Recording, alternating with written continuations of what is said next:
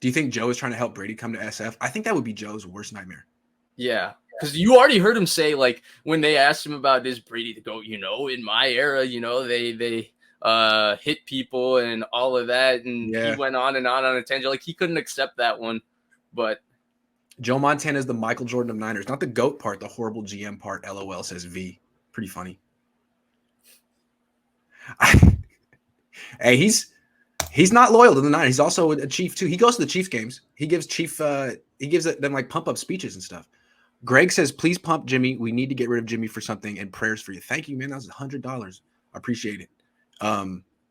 Jimmy's really good. Trade for Jimmy. Is that what you want me to say? Jimmy's the best. Joe, thank you very much. William, thank you very much. James says Jimmy never had Goff's rookie year. If he had a bad year, teams doesn't win, the aura will be gone. This winning percentage covers a lot. That's true. That's true. Sonny says $100. Thank you, Sonny. Flowers for you, Grant. Thanks for the content that got us through quarantine and continuously being our voice. Thank you so much, Sonny. I appreciate it. Sal, Jeezy, worst case scenario is that no one wants Jimmy and they both can't find a team he'd be happy with going till he ends up stuck here for another year. Yes, that is the worst case scenario, and I think it's a possibility. You think that I think they have to move off of him no matter what. Financially. It's not even about financially to me. To start Trey Lance, it has to be a clean breakup with him. You can't keep him on the roster. I agree, but what I want to say is I could see the Niners making the wrong decision. I'm just saying, it's like set up Trey Lance to succeed or don't lose face on the Jimmy Garoppolo move. Right. We'll see what's more important. Kenyon says, prayers to you and your family. Thank you. Isn't it safe to say, thank you. Isn't it safe to say we all say Trey isn't ready because he needs more playing time, so start him to get him ready. He needs an offseason too. Yeah. James says, if you told Kyle that starting Trey leads to 8-9 next year, does he look for a bridge? Kyle doesn't seem the type to take a learning year. Well, we'll never know. We can't predict the future like that. Hello, Grant. Condolences. Thank you, Elvis. To you and your familia, and sorry for your loss. And Vish is the man. Love both of you. Your input and honesty. Thank you. One more, and then we're going to get back to our show. Okay. Michael says, if Kyle calls the same offense with Jimmy Garoppolo with added deep throws and 5 to 7 scrambles runs per game, Trey will be fine. The whole team is elevated by increased points. Yeah, just keep him being a complimentary player. You don't have to totally change the approach. It still should be a run-first attack. Right, and that's to me, that's where the Josh Allen comparisons are a little bit weird to me, because I think there's two distinctions, if you don't mind me going there, Grant. Go ahead. There's two distinctions for me. One, Trey Lance actually operated as a complementary piece of his offense and played within his offense in college. Josh Allen did not do that at Wyoming. No. Josh Allen was a run-around king of – he was basically Brett Favre in college. It would be the first – one play would be the greatest play you've ever seen, and then one play would be like, wow, this guy's going to be drafted in the first round. It was literally that like, his entire time at Wyoming. His offensive line would block no one, and he'd be like, I'm running here, I'm running there. It's like, this is really hard to scout. I do see that he has a strong arm.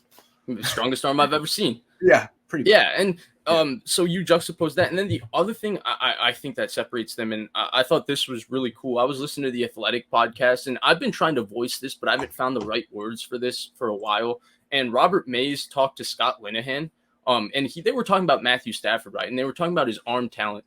And Robert Mays was talking about there's a massive distinction between being a creative thrower and having a powerful arm. And the thing about that makes Stafford special is he's a creative thrower who also has a really powerful arm, which is what Mahomes has, which is what Allen has, which is what Aaron Rodgers has. And to me, where Lance isn't like Allen and why I can't buy the Allen distinction is because he doesn't strike me as a very creative thrower, even though he has a very powerful arm. Like, rarely do you see Trey Lance just being able to change his arm slots or, just totally go off like platform without his feet settled and flick a ball sidearm and stuff. It's just, he's not that level of creative thrower, which is fine. You don't have to be that, but that's one distinction, that like overall creativity to the play style that I never could see with Lance that I saw with Allen. And that's why that comparison didn't make sense. Cause like, to me, Lance is this player who has immense physical talent, but actually plays conservative within structure in the right way.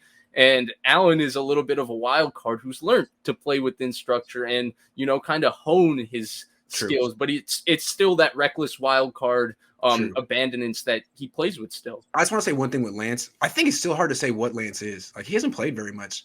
And what I saw in the second half of the Houston game is stuff I didn't see from him in college. So he may develop that, he may not. He may. But like I didn't see him as an anticipatory thrower in college, and I saw him do like 4 or 5 throws like that against Houston. So what's cool about him is that he's so young and inexperienced. He may actually still be, I don't know what the word is. So the interesting thing with that is both Robert Mays and Scott Linehan felt that that's a trait that's natural. It's not learned. Fair. With the creative throwing. So I don't know. I mean, I'm just saying, what I'm saying is, like, we've seen so little of him, we may not have seen all of him yet. Exactly. And that's what I was talking about it on Spaces yesterday. I was like, I've seen this guy play 1 year, 4 preseason games and 2 games in the NFL. Like, what kind of opinion do you expect me to have about him? You know, I don't know. I don't know. How can I say anything definitively?